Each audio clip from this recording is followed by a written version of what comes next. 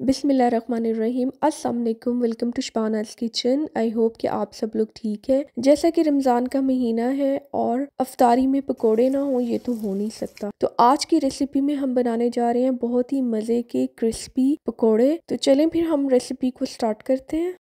पकोड़ों के लिए सबसे पहले हम लेंगे 2 आलू और उसको हमने इस तरीके से बारीक बारीक बिल्कुल उसकी कटिंग कर लेनी है। हम इसकी जूलियन स्टाइल में कटिंग करेंगे। आलूओं की कटिंग करने के बाद अब हम इसको एक बाउल में ऐड कर देंगे। अब हमने 2 प्याज लेने हैं और उसकी भी हमने बारीक इस तरीके से कटिंग कर लेनी है। हमने इस तरीके से सारे प्याज काट लेने हैं और अब हम इसको भी बाउल में ऐड कर देते हैं। अब हमने 3 से 4 बारीक हरी मिर्चें लेनी है और उसकी इस तरीके से कटिंग कर लेंगे और इसको भी हमने बाउल में ऐड कर देना है। अब हम इसमें हरा धनिया ऐड करेंगे और मैंने ये तकरीबन 1 मुट्ठी के बराबर लिया था और अब इसको भी हमने बारीक काट लेना है और हम इसको भी बाउल में पकोड़ों के मिक्सचर के लिए ऐड कर देंगे। धनिए को शामिल करने के बाद अब हम लेंगे पालक और पालक की भी हमने इस तरीके से बारीक कटिंग कर लेनी है। पकोड़ों में पालक से टेस्ट बहुत ही मज़े का और क्रिस्पी बन जाता है, तो ये आप इसमें ज़रूर डालिएगा और पालक को आप कम या ज़्यादा अपने हिसाब से डाल सकते हैं। अब हम इसमें ऐड करेंगे पकोड़ों का सबसे अहम इंग्रेडिएंट बेसन और ये हमने ऐड करना है 1 कप के बराबर। आप चाहें तो इसको इससे भी कम डाल सकते हैं। अब हम इसमें डालेंगे 1 टेबलस्पून नमक, 1 टीस्पून सूखा धनिया पाउडर, हाफ टी स्पून लाल मिर्च पाउडर, हाफ टी स्पून कुटी हुई लाल मिर्च और 1 टीस्पून जीरा पाउडर। अब हम इसमें ऐड करेंगे 1 टेबलस्पून साबित धनिया, 1 टीस्पून साबित जीरा और हाफ टी स्पून के बराबर अजवाइन और उसको हमने इस तरह मसल लेना है हाथ से और फिर ऐड करना है।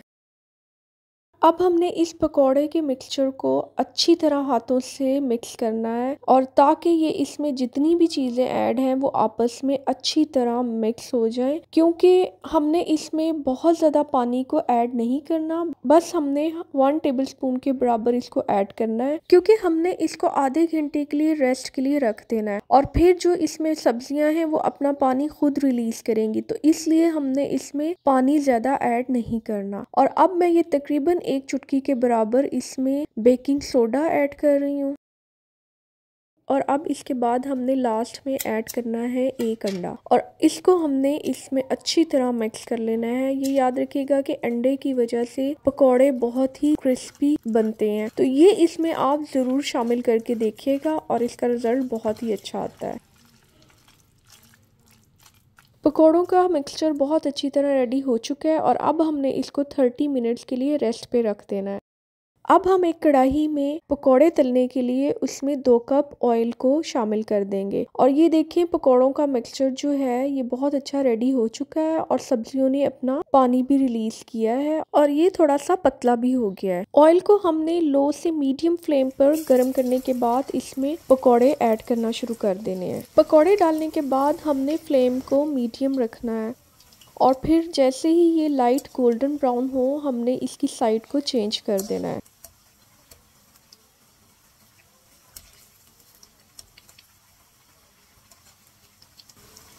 जैसे ही पकोड़े दूसरी साइड से भी गोल्डन ब्राउन हो जाए तो हमने इसको कढ़ाई में से निकाल लेना है। एक प्लेट में टिश्यू पेपर पर हमने पकोड़े निकाल लेने हैं ताकि जो इसमें बाकी कुछ ऑयल रह गया है वो टिश्यू पेपर उसको अब्जॉर्ब कर ले।